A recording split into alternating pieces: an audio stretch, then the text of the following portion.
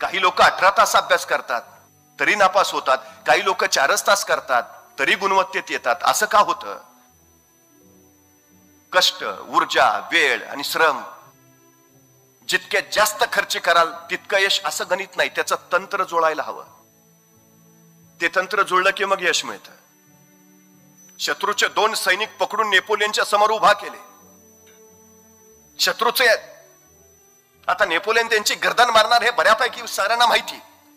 पण त्या 2 सैनिकांकडे बघितलं आणि नेपोलियन म्हणला सोडून दे त्यांना, अजून युद्धाला सुरुवात नाही, या सैनिकांनी काय अपराधही केला नाही, उगाच यांना कशाला, जाऊ दे जाऊ दे जाऊ दे असं म्हणत नेपोलियन उठला आणि त्या सैनिकांच्या पाठीवर थोपटत म्हणाला, जा जा जा जा तुम्ही जा.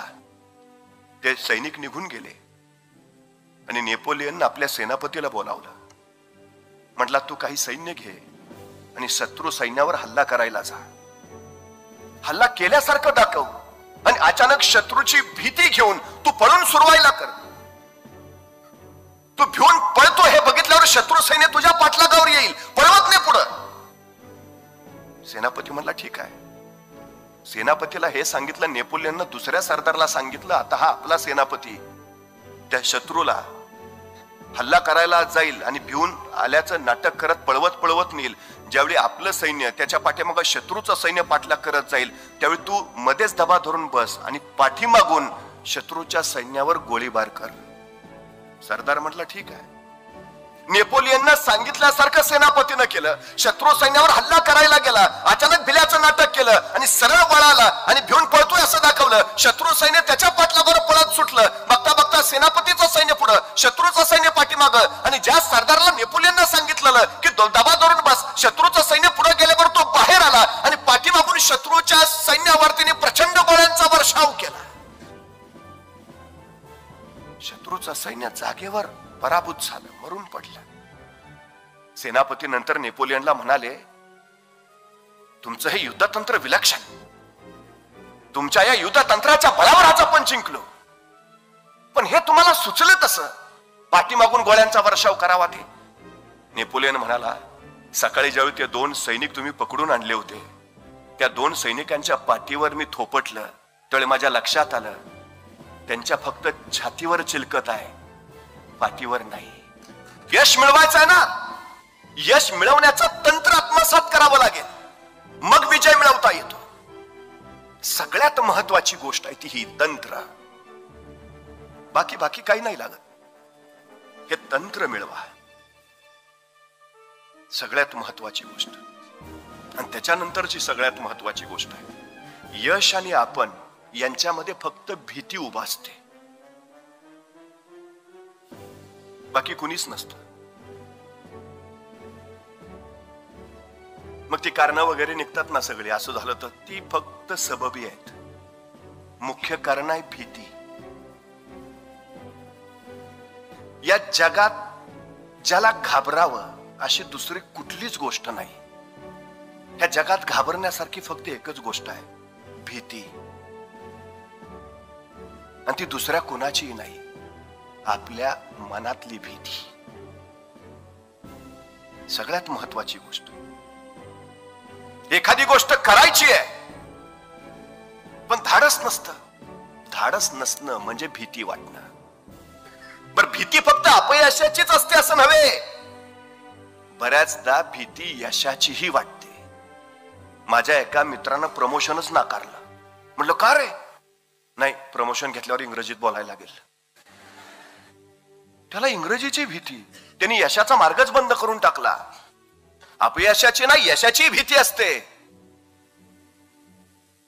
ही भीती सगळ्यात धोकादायक आहे, सगळ्यात धोकादायक. आणि ही भीती बाहेरून कुणी निर्माण करत नाही, ती आपल्या मनातून निर्माण होते. ती आत्मविश्वासाच्या अभावातून येते. तुमच्या क्षमता तुम्हाला माहिती असतील, तुमच्या क्षमतांवर विश्वास असेल, त्यातनं तुमच्यावर प्रगाढ आत्मविश्वास स्वतःवर असेल तर तुम्हाला भीती वाटतच नाही. पण हे जर नसेल तर भीती सगळ्यात महत्वाची, जी तुम्हाला पराभूत करते. बाकी कुणी पराभूत करत नाही तुम्हाला. हा सगळ्यात महत्वाचा विषय आहे, भीती. ही पहिल्यांदा काढून टाका. पण काय आहे अडचण आमच्याकडे?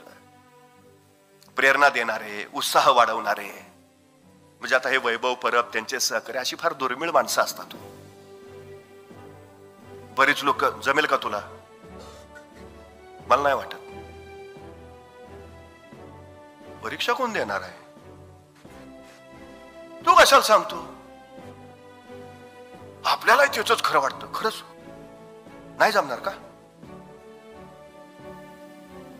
आमच्या आजूबाजूला सगळा परिसर आहे ना, तो असा आहे. सायकल शिकू का? नको, पडशील. पोहायला जाऊ का? नको, बुडशील. मग करू काय? टीव्ही बघ. कसं व्हायचं हो? म्हणजे लहानपणी आपलं लक्ष नसताना आपल्या मुलानं कुठे अंधारात जाऊ नये, तो धडपडू नये, त्याला लागू नये म्हणून आई सांगते तिकडे नको जाऊ, भाऊ आहे. लहानपणाच्या अर्धजागृत मनावर तो भाऊ असा बसतो ना, लग्न झालं तरी माणसं अंधाऱ्या खोलीत जात नाहीत.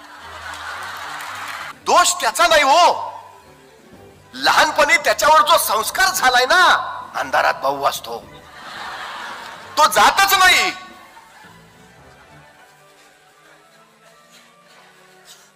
सगळ्यात मोठी अडचण आहे आमची, सगळ्यात मोठी.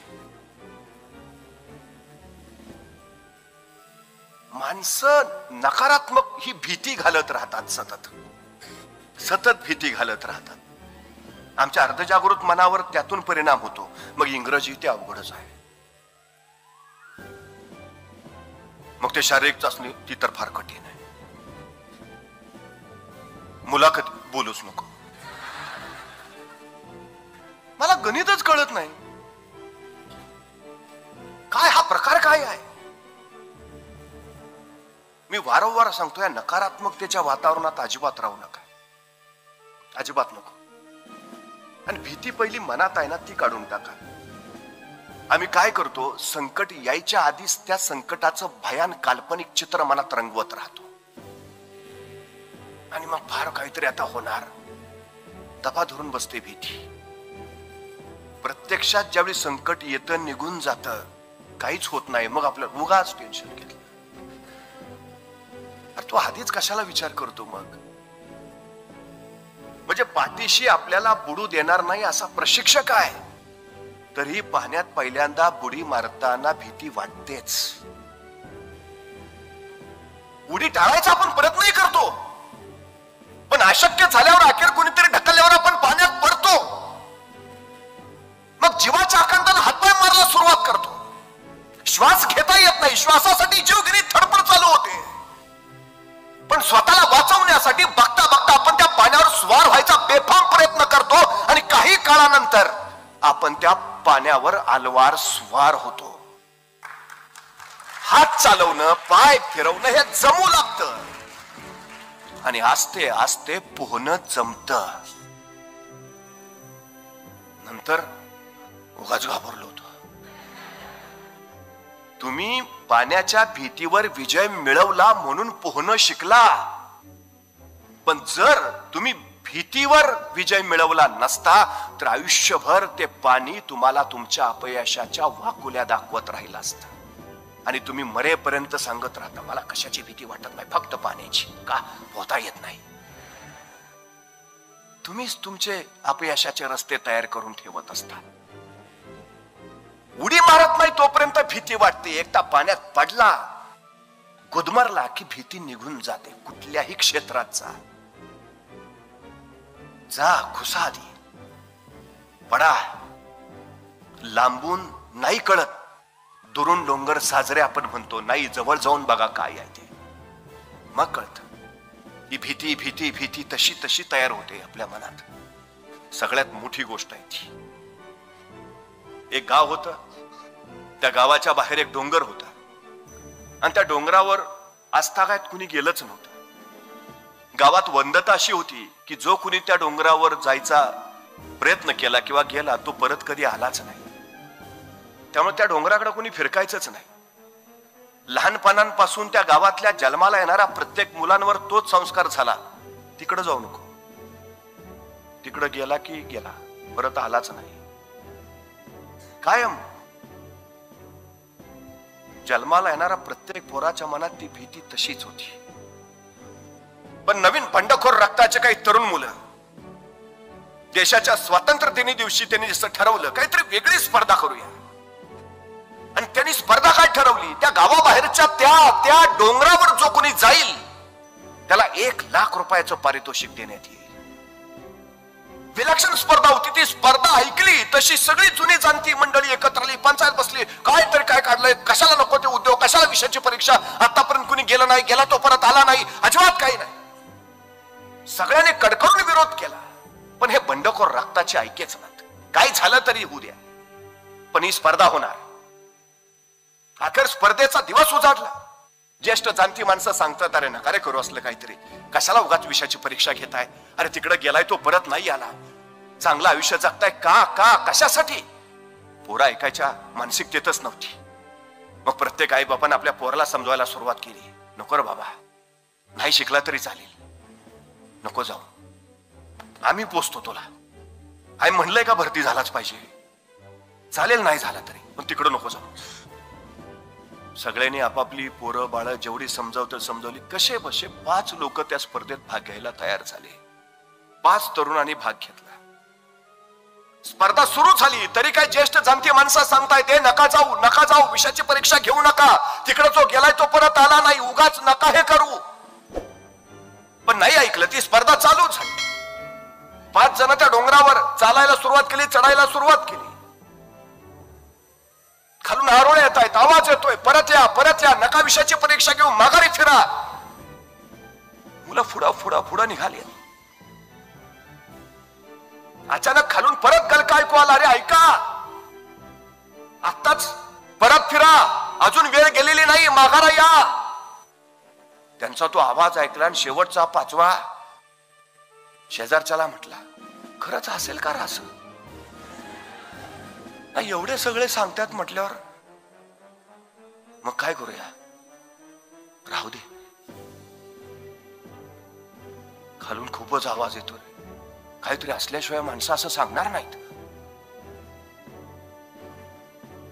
पण काय असं काय करूया. त्यांची चलबिचल झाली. खालच्यांचा आवाज वाढला. तसा एक जण म्हटला, मी जातो परत. दुसरा म्हटला, मग मी कसं काय जाऊ, मी पण येतो परत. आले दोघं माघारी खाली. ते दोघं आले तसे खालच्यानं आणखी चेव चढला, अरे हे दोघं शहाणे झाले, तुम्ही शहाणे व्हा, कशाला जाताय, कशाला विषयाची परीक्षा घेताय, माघारी या. ते तिघं पुढे तसेच निघाले, चालत पुढे. अचानक त्या मागच्या दोघातला एक जण ठेचकाला धाड दिवशी खाली पडला.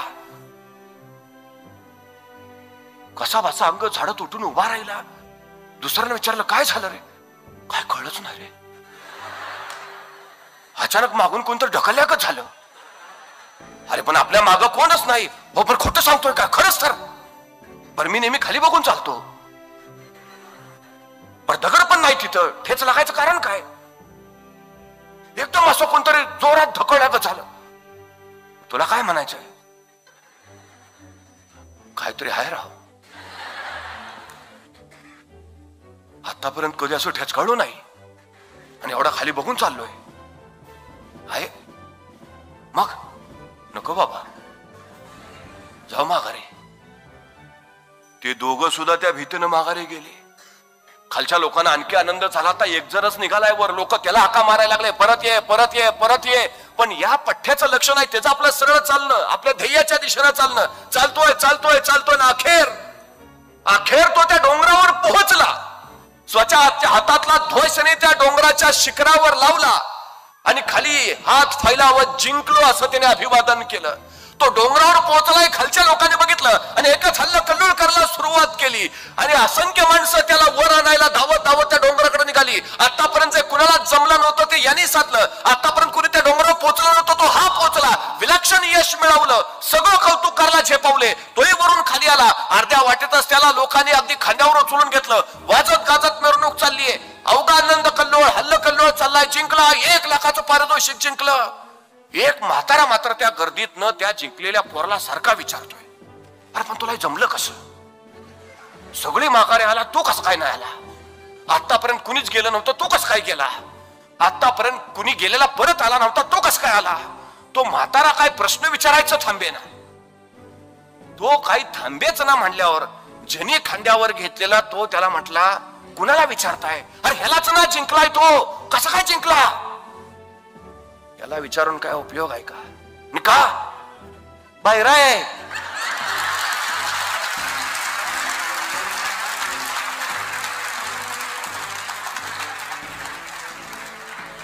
त्याला ऐकू येत नाही. तो ध्येयाच्या शिखरावर का पोचला माहितीये? बाहेरा होता म्हणून. तो का पोचला माहितीये? इतरांचे नकारात्मक बोल त्याच्या कानावर पडत नव्हते म्हणून. ज्यांना ऐकू येत होत ते माघारी फिरले, परत फिरले. हा नाही, याला ऐकूच येत नव्हतं. एकदा तुमचं ध्येय ठरलंय ना, एकदा तुमचा पक्का निश्चय झालाय ना, एकदा तुमच्या क्षमतांची तुम्हाला जाणीव आहे ना, तुमच्यात स्वतः प्रगाढ आत्मविश्वास आहे ना, कुणाचंही ऐकू नका. मग अजिबात नाही. भैरेवा, जोपर्यंत ध्येयापर्यंत पोचत नाही ना, सरळ भैरेवा. काही बघायची गरज नाही कुणाच. हा सगळ्यात महत्वाचा विषय आहे. तुम्ही सबल असा, दुर्बल असा, तुमच्यात गुण असतील, तुमच्यात गुण नसतील, तुमच्यात क्षमता असेल नसेल, तुमच्यात कमतरता असतील, काही काही काही एक सगळ्यात महत्वाची गोष्ट लक्षात घ्या. जर तुमची इच्छाशक्ती विलक्षण असेल ना, पोचायची जिद्द असेल आणि उत्कटता आपल्या ध्येयाला गाठायची असेल आणि त्या तीव्रतेनं जर तुम्ही चालत असाल ना, तर या जगात तुम्हाला कुणीच रोखू शकत नाही, कुणीच नाही. फक्त ती तीव्रता हवी, बस. त्या तीव्रतेनं जायला हवं तुम्ही. मग काही काही काही नाही. ह्या जगात फक्त ताकदवान असलेली एकच गोष्ट आहे, तुमची चिकाटी. फक्त चिकाटी. बाकी सगळे गुण तुमच्याकडे नसले तर काय हरकत नाही, फक्त चिकाटी. तेवढी चिकाटी तुम्हाला जिंकून देऊ शकते. 5 किलोमीटरची शर्यत जिंकणाऱ्या धावपटूला विचारलं, तुझ्या यशाचं रहस्य? तो म्हटलं, मी थांबलो नाही. यशाचं सर्वोत्तम रहस्य हेच आहे, थांबायचं नाही. पोहोचल्याशिवाय थांबायचं नाही, जिंकल्याशिवाय माघारी फिरायचं नाही, ध्येय गाठल्याशिवाय वाट सोडायची नाही. हे सगळ्यात मोठं रहस्य आहे यशाचं. पाण्याचा एक थेंब सतत सतत सतत सतत त्या वज्रासारख्या कठीण पत्थरावर पडत राहतो आणि अखेर त्या पत्थराला सुद्धा फेक पाडतो. ताकद त्या पाण्याच्या थेंबात नाही, ताकद त्याच्या आविरात सातत्यानं चिकाटीनं चिवटपणे कोसळण्यात आहे. बस. दारावर धडका मारत राहा.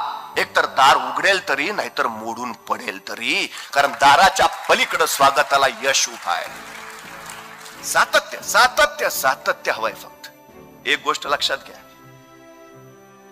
मी वारंवार सांगतो, एकदा ती भीती काढून टाका. आता दुसरा सगळ्यात महत्वाचा मुद्दा असतो अपयश. अपयशातूनच यशाचा राजमार्ग चालू होतो. सगळ्यात महत्वाची गोष्ट आहे ती. आम्ही यशस्वी का होत नाही? कारण आम्ही अपयशाचा सामना करत नाही. तुम्हाला घडायचं असेल ना, तर तुमच्या वाट्याला अपयश आलं पाहिजे. ही सगळ्यात महत्वाची गोष्ट आहे. मेणबत्तीच्या तबकडीवर ध्वनिमुद्रित करायचा प्रयोग थॉमस एडिसननं यशस्वी केला. पण मेणबत्तीच्या तबकडीवर ध्वनिमुद्रण करायचे प्रयोग त्याने तब्बल 10,000 वेळा केले आणि 10,001वा प्रयोग त्याचा यशस्वी झाला. अनेकांनी त्याला विचारलं, म्हणजे 10,000 प्रयोगाचा तुमचा वेळ, तुमचा कष्ट, तुमची ऊर्जा वायाच गेली ना? तुम्हाला नाही.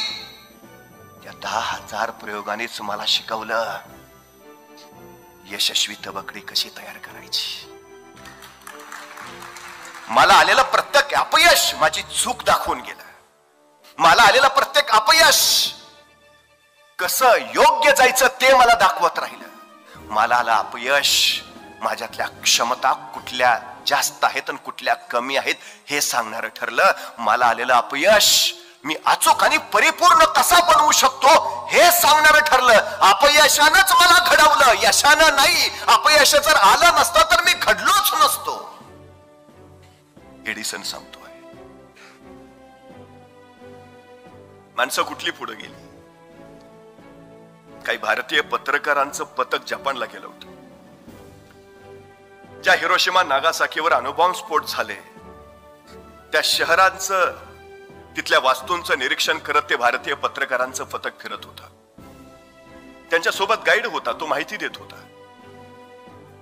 एका ठिकाणी प्रचंड मोठ्या इमारती समोर आल्यावर तो जपानचा गाईड या पत्रकारांना म्हणाला, हिरोशिमा नागासाकीवर जे अणुबॉम्बस्फोट झाले त्याच्यानंतर ही शहरं बेचिराग झाली, त्या शहरांच्या पुनर्वसनाचं कार्य या इमारतीतनं चालतं आणि या पुनर्वसन समितीचे अध्यक्ष आहेत मॅक हायवर्टन. तसे भारतीय पत्रकारांपैकी एक पत्रकार म्हणाले, मॅक हायवर्टन? तो हाच मॅक हायवर्टन ना की ज्याच्यामुळे तुमच्या हिरोशिमा नागासाकीवर अणुबॉम्ब पडले? मग ज्याच्यामुळे अणुबॉम्ब स्फोट झाले त्याच मॅक हायवर्टनला तुम्ही पुनर्वसन समितीचा अध्यक्ष करता? तो गाईड मार्मिकपणे एवढंच म्हणाला, हो, कारण जपानी माणूस पराभवाची वारंवार चर्चा करत नाही. आम्ही चर्चाच करत नाही. अपयश आलं ना शिकवून जातं, अपयश आलं ना अनुभव देतं, पुढे जाण्याची प्रेरणा देतं. पराभव तुम्हाला माघारी खेचण्यासाठी नाही, अपयश तुम्हाला माघारी वळवण्यासाठी नाही. अपयशी कोण होतात? छोटासा पराभव झाला की माघारी फिरणारे ते अपयशी. तुम्ही किती उंची गाठली यावर तुमचं यश ठरत नाही, पडल्यानंतर तुम्ही पुन्हा किती किती किती वेळा उठून उभा राहिला यावर तुमचं यश ठरतं. राईट बंधूंनी विमानं आकाशात उडवण्यापूर्वी अनेक विमानं तयार केली, त्यांची अनेक विमानं कोसळली, तरी ते आभाळाला खुणावत राहिले. कोसळल्या विमानांना पुन्हा पुन्हा आभाळात झेपावत राहिले. अखेर आभाळाला पाजर फुटला आणि या आभाळानं राईट बंधूंच्या विमानांना कुशीत घेतलं आणि विमानं आकाशात फरारा मारायला लागली. पण पहिलंच विमान कोसळलं असतं, राईट बंधूंनी विषय सोडला असता तर आज आभाळात फरारा मारू शकलो नसतो आम्ही. राईट बंधू सांगतात, अपयश तुम्हाला घडवतं, अपयश तुम्हाला अधिक अचूक आणि अधिक परिपूर्ण करत जातं. हे सगळ्यात महत्वाचं आहे. त्यामुळं अपयश हे तुमच्या भीतीचं कारण नको.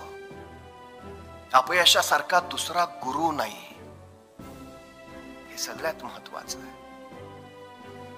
एक गायक, संगीतकार, त्याला गायचं होतं पण भीती वाटायची अपयशाची. आपण नाकारले गेलो तर, आपला आवाज लोकांना आवडला नाही तर. मग तो पहिल्यांदा स्वतःशी गुणगुणायला लागला, मग हळूहळू तो अंधारात गायला लागला, मग विश्वासानं तो प्रकाशात आला आणि बघता बघता त्यानं भीती झडझडून बाजूला टाकली आणि मग तो हजारो लोकांच्या समोर गायला लागला. तो A.R. रहमान विश्वविख्यात संगीतकार झाला. तो अत्यंत लाजाळू होता, माणसांपुढे येतच नव्हता, भीती होती, बाजूला झटकली. काढता येते, बाजूला करता येते, हे सगळ्यात महत्वाचं आहे. स्वतःला सुद्धा आम्हाला तसं घडवता आलं पाहिजे.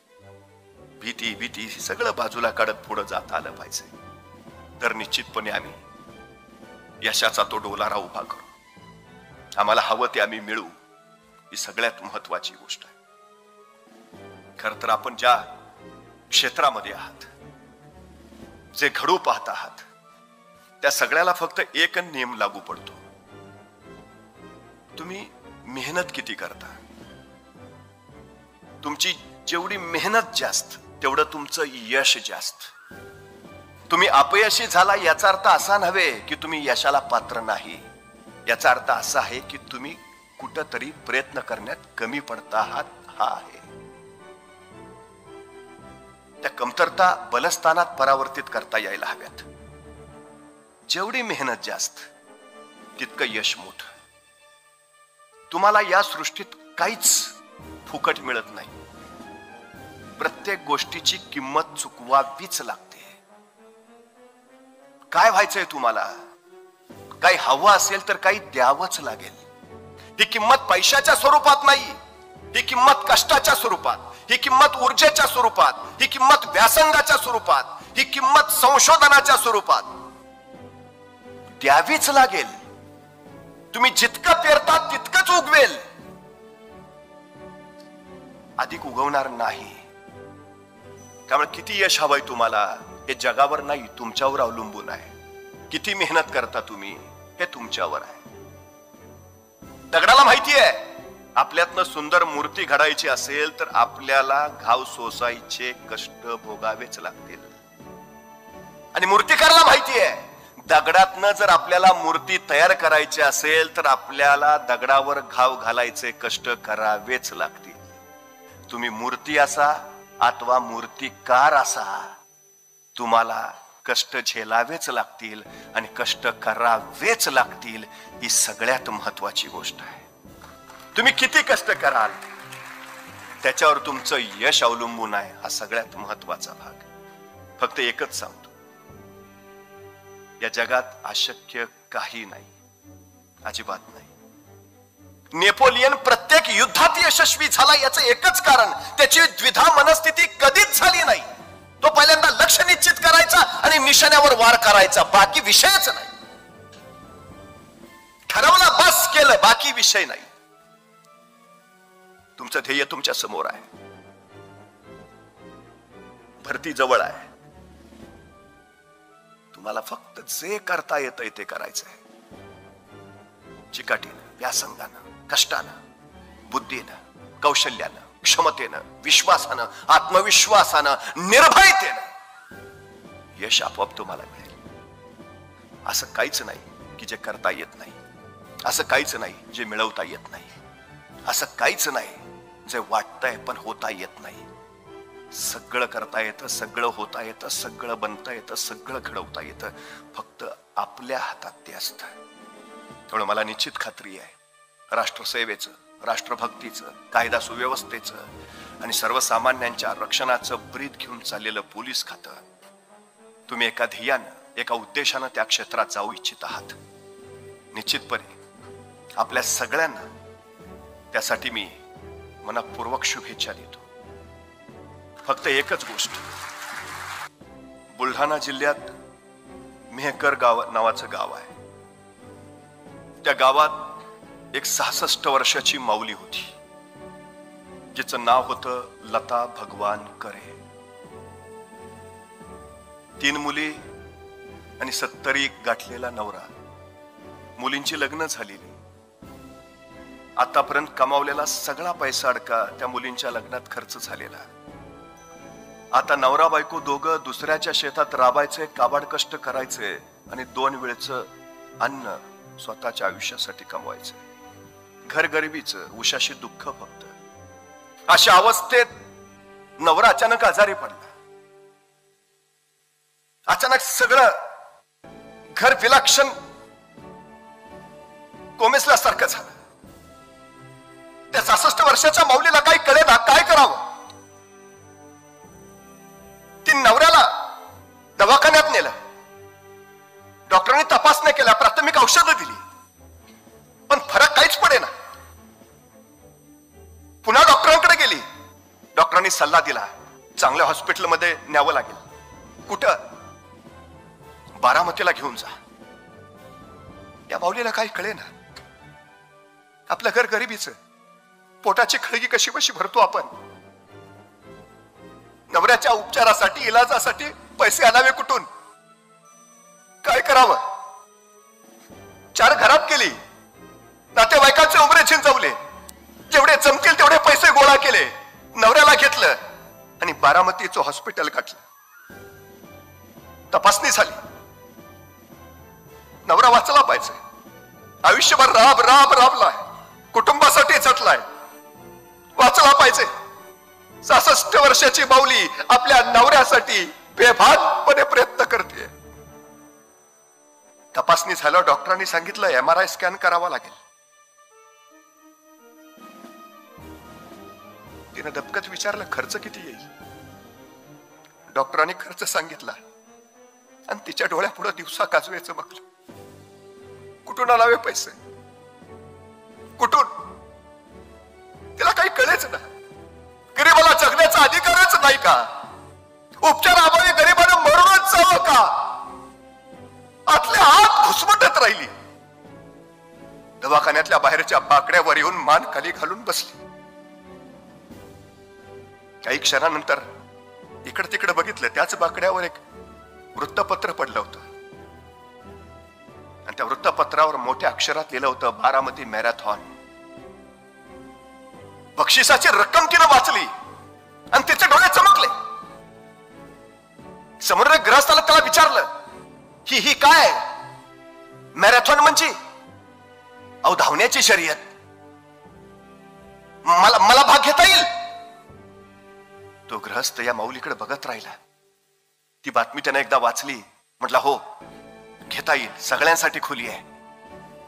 वृत्तपत्राचं ते पान घेऊन ती 66 वर्षाची माऊली त्या शर्यतीच्या ठिकाणी पोहोचली. नऊवारी लुगडं नेसलेली, अनवाणी पायाची, जिचा नवरा दवाखान्यात आहे. ती माऊली शर्यतीच्या ठिकाणी त्या आयोजकांना म्हणाली, मलाही धावायचं आहे. आजी, तुम्ही? धावणं जमेल का? पेलेल का? तो विचार करायला येळ नाही बाबा. मृत्यूशी टकरा घेतोय नवरा माझा. आयुष्यभर सांभाळाय त्यानं कुटुंबाला, आता त्याला सांभाळायची वेळ आली आहे. माघार घेऊन कसं चालेल? धावू दे ना. आयोजकाच्या डोळ्यात क्षणभर पाणी तरळलं. त्याची शर्यतीला उभा राहिली.